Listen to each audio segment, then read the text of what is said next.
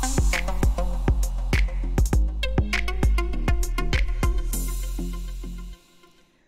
assalamualaikum warahmatullahi wabarakatuh.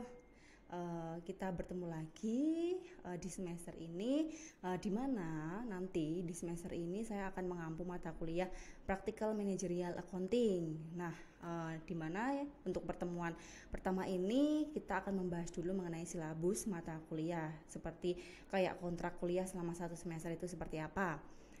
Nah, selamat datang di mata kuliah Practical Managerial Accounting. Perkenalkan, saya Bu Ami. Pasti yang sudah pernah saya ampu sudah pada mengenal saya. Jadi kita langsung saja ya ke silabusnya.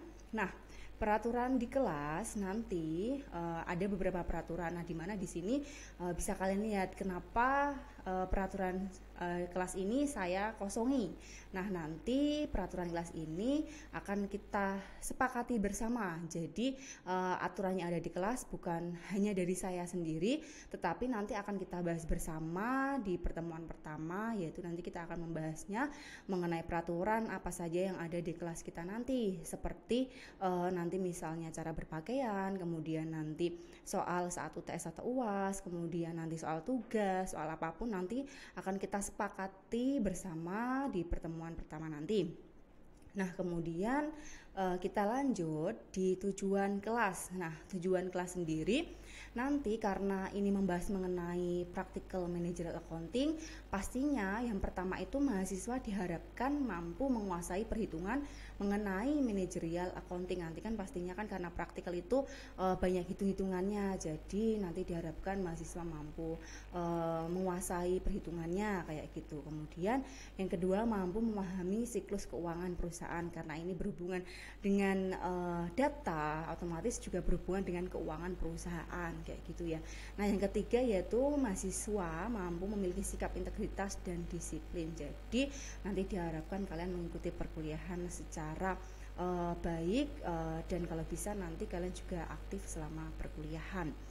Nah, kemudian persyaratan kelas. Nah, persyaratan kelas di sini itu kalian memakai pakaian yang sopan ya, yang pasti ya. Nah, kemudian nanti yang kedua, kalian membawa peralatan alat tulis sendiri. Soalnya ini kan kita kan praktikal ya kan. Jadi otomatis nanti kita banyak melakukan perhitungan kayak gitu. Jadi nanti diharapkan kalian menggunakan peralatan alat tulis sendiri sehingga tidak mengganggu temannya nanti saat mengerjakan soal kayak gitu. Kemudian menyediakan buku tulis. Nah, kalau bisa untuk praktikal ini nanti disendirikan buku tulisnya agar nanti tidak membingungkan kan, karena banyak perhitungannya. Jadi kalau disendirikan itu nanti kan bisa enak kayak gitu. Nanti kalian bisa menggunakan buku tulis kayak buku batik atau apa gitu. Biasanya kan untuk perhitungan itu untuk buku batik kan besar, jadi lebih enak.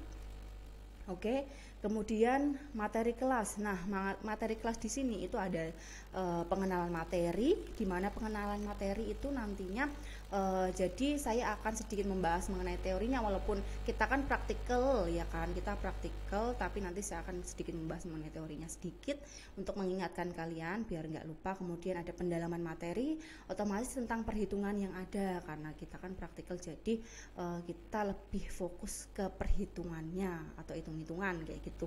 Nah, kemudian yang terakhir ada tes dan ujian akhir. Nah, biasanya nanti ada UTS dan juga UAS setelah kita melakukan perkuliahan itu. Kemudian referensi. Nah, referensi itu nanti ada buku, kemudian bisa dari internet atau bisa dari YouTube, bisa dari manapun. Jadi saya tidak membatasi, misal kalian ini juga pengen belajar dari channel YouTube, pengen belajar dari Google ataupun pengen buku lain, itu silakan, tapi nanti saya akan merekomendasikan beberapa buku yang nantinya akan saya tuliskan di RPS. Jadi bisa nanti kalian bisa mempelajari buku tersebut, tapi misal kalian nanti ada acuan buku lain silahkan. Jadi tidak istilahnya saya tidak membatasi, kalian mau menggunakan referensi dari manapun saya tidak membatasi. Lebih banyak referensi malah semakin bagus kayak gitu. Nah, selanjutnya yaitu pengambilan skor. Nah, pengambilan skor sendiri itu ada 5 kriteria. Yang pasti masuk itu kan ada UTS dan UAS ya kan. UTS dan UAS itu dari 100% saya kasih setengahnya. Jadi 50% itu saya bagi ke UTS dan UAS, yaitu 25% dan 25%. Kemudian ada project, keaktifan dan juga tugas. Nah, project sendiri biasanya nanti sebelum UAS itu saya kasih tugas kelompok yang nantinya harus kalian kerjakan. Itu nanti itu masuk ke dalam project atau penilaian di dalam project tersebut. Nah, kemudian nanti di mana ada nilai keaktifan juga. Nilai keaktifan itu nanti bisa kalian dapat dari saat kalian aktif di dalam kelas. Itu nanti kalian bertanya, kalian ngasih pendapat atau apapun yang bisa juga kalian nanti lewat WA, aktif lewat WA bertanya atau apa gitu, nanti silahkan. Itu nanti saya kasih nilai, itu masuk ke dalam nilai keaktifan. Kemudian nilai tugas. Nah, nilai tugas sendiri nanti akan saya berikan di mana itu sebelum UAS dan juga setelah sebelum UAS itu nanti pastikan ada tugas-tugas itu nanti saya ambilkan dari situ, dan biasanya itu saya ngasihkan tugas itu melalui Google Classroom atau GC. Nanti saya buatkan grup di GC.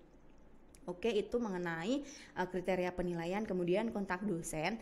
Nah, di mana kontak dosen nanti kalian bisa menghubungi saya melalui email, WhatsApp atau Instagram. Nah, ini sudah saya cantumkan di sini kontak saya. Bisa kalian lihat, nanti bisa kalian hubungi. Misal nanti suatu waktu kalian istilahnya mau menghubungi saya, bisa lewat kontak dosen ini.